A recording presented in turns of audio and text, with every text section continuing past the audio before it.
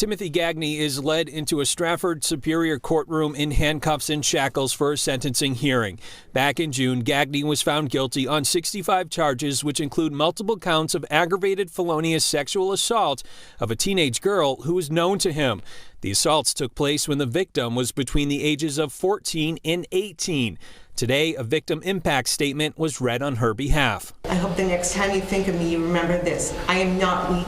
I am not easy. I am not the same little girl you groomed and manipulated. I am anything but that, and you, my sir, are the definition of human waste.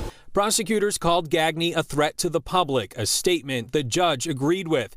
Gagne was sentenced to 40 years in state prison. He will be in his 90s when he's released. But there are certain offenders who simply need to be removed from society. They will hurt someone else if given the chance.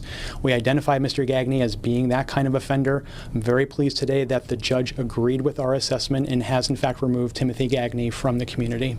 Gagne will also have to register as a sex offender. He was previously on that list following a 1989 conviction. However, a decades-old ruling by the state Supreme Court allowed Gagne to file a petition to remove his name from the list. The Supreme Court has indicated that people can't be on the sex offender registry indefinitely without having some sort of review hearing. Gagne's petition was granted, his name wiped off the list. One of the things that is concerning then is how many of these reports, which are authored by licensed professionals, but are based not much more than self-report, are we really doing a good vetting of who should be coming off this list? Reporting in Dover, I'm Tim Callery, WMUR News 9.